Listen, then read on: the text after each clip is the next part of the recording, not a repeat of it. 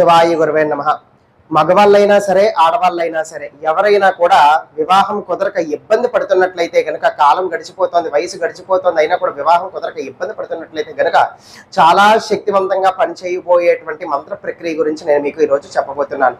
ఇది ప్రజాపతికి సంబంధించినటువంటిది. ఈ యొక్క అనంత విశ్వము, భూమండలాలు, ప్రపంచ వ్యాప్తంగా కొలువై ఉంటాడు ఈ యొక్క ప్రజాపతి. దీన్ని పరిపాలిస్తూ ఉండేటువంటి ఒక శక్తి అన్నమాట అని వేదాలు చెబుతూ ఉన్నాయి. ఈ యొక్క ప్రజాపతి గురించి వేదాలలో లిఖించబడి ఉంటుందన్నమాట. ఈ యొక్క ప్రజాపతికి సంబంధించిన ఈ యొక్క మంత్ర సాధన చేయడం వలన మీకు అతి త్వరగా, అతి శీఘ్రంగా అబ్బాయి అయితే అవ్వచ్చు, అమ్మాయి అయితే అవ్వచ్చు, వివాహం అనేటువంటిది కుదరడం జరుగుతుంది. మరి ఏమిటి అది, ఎలా చేయాలి అని అంటే కనుక ఏదైనా కూడా ఒక మంచి తిథి లేకపోతే శుభ గడియలు అనేటువంటివి చూసుకోండి.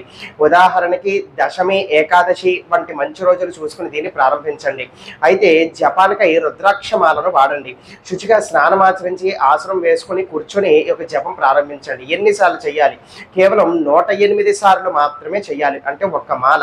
మీకు వివాహం కుదిరేంత వరకు కూడా ఇది చేస్తూ ఉండమని చెప్పబడింది.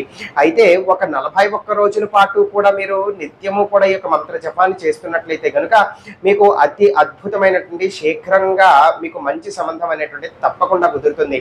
ఈ లోపే కనుక మీకు సంబంధం కుదిరిపోయినట్లయితే కనుక దీన్ని ఇంకా విరమించేయచ్చు, అంటే ఇంకా ఆపేసేయచ్చు.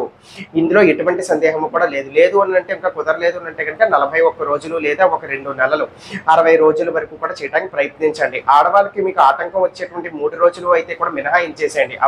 ఆ యొక్క రోజుల్లో చేయకూడదు. దాని తదుపరి మళ్ళీ కొనసాగించవచ్చు మీరు, స్నానం అనేటువంటిది పూర్తయిపోయిన తర్వాత. అయితే ఇక మంత్రం ఏమిటో చెబుతూ ఉన్నాను, చక్కగా అయితే వినండి. ఓం యజ్ఞో పవిత్రం సహజం రహత ప్రజాపతి స్వాహ.